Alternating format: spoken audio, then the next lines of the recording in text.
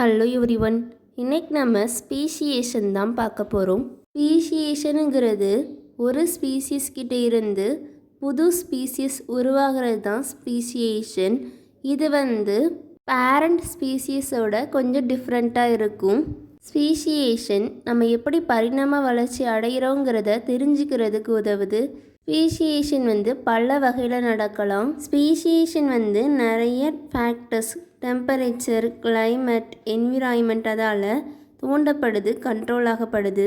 மயர் என்ன சொல்கிறாங்கன்னா, ஒவ்வொரு ஸ்பீசியஸும் ஒரு பயாலஜிக்கல் எக்ஸ்பிரிமெண்ட். அது ஒரு இடத்துக்கு போச்சுன்னா அந்த இடத்துல வாழ முடியுமா அப்படின்னு டெஸ்ட் பண்ணும். அதுக்கேற்ற மாதிரி அதை தன்னை அடாப்ட் பண்ணும், ரீப்ரொடியூஸ் பண்ணும். Species keystone of evolution. ஒரு ஸ்பீசிஸ் இல்லைன்னா இன்னொரு ஸ்பீசிஸ் உருவாயிருக்க முடியாது. ஸ்பீஷியேஷன் நடக்கலைன்னா நம்ம உலகத்தில் நிறைய வகையான ஸ்பீசிஸ் இருந்திருக்காது. கூடவே ஒரு ஸ்பீசியஸ் இருக்கிற இடத்துக்கு ஏற்ற மாதிரி தன்னை மாற்றிக்கிடலைன்னா, அடாப்டிவ் ரேடியேஷன் நடக்கலைன்னா எவல்யூஷன் நடந்திருக்காது, பரிணாம வளர்ச்சி நடந்திருக்காது. புது ஸ்பீசிஸ் உருவாகிறத நம்ம ரெண்டு வகையாக பிரிக்கலாம். ஃபைலட்டிக் ஸ்பீஷியேஷன், டூ ஸ்பீஷியேஷன். ஃபைலட்டிக் ஸ்பீஷியேஷனுங்கிறது ஒரு ஸ்பீசியஸ் இன்னொரு ஸ்பீசியஸாக மாறுறது. ஒரு நேரத்தில் ஒரு ஸ்பீசியஸ் தான் உருவாகும்.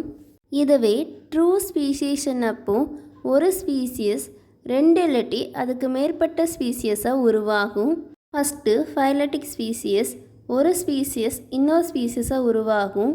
புதுசாக உருவான ஸ்பீசியஸ் பேரண்ட் ஸ்பீசியஸோட டிஃப்ரெண்ட்டாக இருக்கிறனால அதை நம்ம தனியாக நியூ ஸ்பீசியஸாக கன்சிடர் பண்ணுவோம். அதனால் உருமாற்றம் அடையும் போது ஸ்பீசியஸோட எண்ணிக்கை கூடாது. இப்போ ஸ்பீசியஸ் ஏ ஸ்பீசியஸ் பியை உருமாற்றம் அடையுது. ஸோ ஸ்பீசியஸ் பியோட எண்ணிக்கை தான் கூடுமே தவிர ஸ்பீசியஸ் ஏவோட எண்ணிக்கை கூடாது. இதே மாதிரி ஒரு லீனியர் ஃபார்மட்டில் இருக்கிறது ஃபைலட்டிக் ஸ்பீஷியேஷன். ஃபைலட்டிக் ஸ்பீஷியேஷனுங்கிறது ஒரே நேர்கோட்டில் நடக்கிற சீக்வென்ஷியல் எவல்யூஷன் ஆர் டிரான்ஸ்ஃபர்மேஷன், பரிணாம வளர்ச்சி இல்லாட்டி உருமாற்றம் அடைகிறது. Next salient features of phyletic speciation. Phyletic speciation ரொம்ப ஸ்லோவாக நிலையான ப்ராசஸாக இருக்கும். ஒரு ஸ்பீசியஸில் இருந்து மெதுவாக இன்னொரு ஸ்பீசியஸ் உருவாகும். புது ஸ்பீசியஸ் உருவாகிறதுக்கு ஒரு குறிப்பிட்ட டைம் ஆகும். எவால்யூஷன் ரேட், பரிணாம வளர்ச்சி விகிதம் ரொம்ப கம்மியாக தான் இருக்கும். Types of phyletic speciation. Phyletic ஸ்பீஷியேஷனில் ரெண்டு டைப் இருக்குது. Autogenous transformation, allogenous transformation. First autogenous speciation.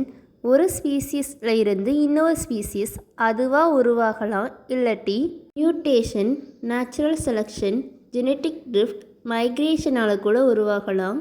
Next allogenous transformation. ஒரு ஸ்பீசியஸ் அதுக்கு சம்மந்தம் இல்லாத வேற ஒரு ஸ்பீசியஸோட மேட்டிங் பண்ணும்போது உருவாகிறது allogenous transformation. Next true speciation.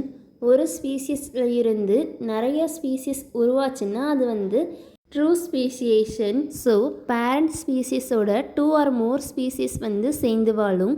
Next true ஸ்பீஷியேஷன்லேயும் ரெண்டு டைப் இருக்குது. Instantaneous, gradual. இன்ஸ்டன்டேனியஸ் ஸ்பீஷியேஷன் அப்போ சடனாக ஒரு ஸ்பீசிஸ் உருவாகும். குரோமோசோம் அரேஞ்ச்மெண்ட்டில் ஏதாவது சேஞ்சஸ் வந்தாலோ இல்லை ஜெனட்டிக் மெட்டீரியலில் ஏதாவது சேஞ்சஸ் வந்தாலோ இது நடக்கும். டீவெல்ஸ் இந்த இன்ஸ்டன்டேனியஸ் ஸ்பீஷியேஷனை நம்பினாங்க. First gradual speciation.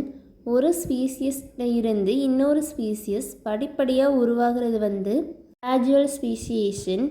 இது ஜீன் பல வகையாக சேஞ்ச் ஆகிறனாலையோ இல்லை ரீப்ரொடக்டிவ் ஐசோலேஷனால் கூட நடக்கலாம். இது mutation, recombination, natural selection, genetic ட்ரிஃப்டால் கூட நடக்கலாம். நெக்ஸ்ட்டு லமார்க் என்ன சொல்கிறாங்கன்னா, ஒரு புது ஸ்பீசியஸ் அது பரம்பரையாக பெற்ற கேரக்டரால் தான் உருவாகுது அப்படின்னு சொல்கிறாங்க. இதுவே டார்வின் ஸ்பீசியஸ் நேச்சுரல் செலெக்ஷனால் உருவாகுதுன்னு சொன்னாங்க. கிராஜுவல் செலெக்ஷனை 4ஆக பிரிக்கிறோம். சிம்பேட்ரிக், அலோபேட்ரிக், பேராபேட்ரிக், பெரிபேட்ரிக் ஸ்பீஷியேஷன்ட்டு. First allopatric speciation. அலோனா அதர், பேட்ரிக்னா பிளேஸ். ஒரு ஸ்பீசியஸ் வேறு இடத்துல இருக்குன்னா அந்த வேறு வேறு இடத்துல இருக்கிற ஸ்பீசிஸ் வந்து ஒரு புது ஸ்பீசிஸை உருவாக்கும். ஸோ ஒரே ஸ்பீசியஸ் வேறு வேறு இடத்துல இருக்கிறனால 2 வகையான ஸ்பீசியஸை உருமாற்றம் அடையுது. அது வந்து allopatric speciation. Next sympatric speciation. சிம்னா சேம், பேட்ரிக்னா பிளேஸ். ஒரே பிளேஸில் இருக்கிற ஸ்பீசியஸ் வந்து வேறு வேறு ஸ்பீசிஸாக மாறுறது வந்து சிம்பேட்ரிக். இதில் வந்து பேரண்ட் வந்து பாலிப்ளாய்டாக இருப்பாங்க. நெக்ஸ்ட்டு பேராபேட்ரிக் ஸ்பீசியேஷன்னா பேரனா சைடு, பேட்ரிக்னா பிளேஸ். ஒரு புது ஸ்பீசியஸ் பேரண்ட் பக்கத்துலேயே உருவாச்சுன்னா அது வந்து பேராபேட்ரிக் ஸ்பீசியேஷன்.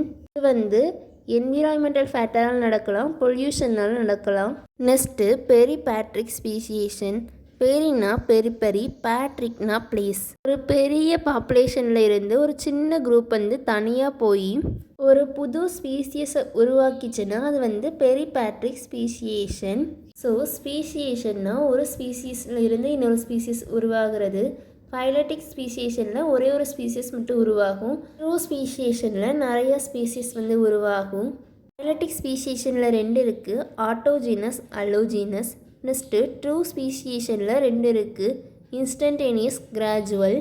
கிராஜுவலில் நெக்ஸ்ட் 4 டைப் இருக்குது, அலோபேட்ரிக், சிம்பேட்ரிக், பேராபேட்ரிக், பெரிபேட்ரிக்ன்ட்டு. அவ்வளோதான். தேங்க்யூ. தேங்க்ஸ் ஃபார் வாட்சிங் and don't forget to subscribe.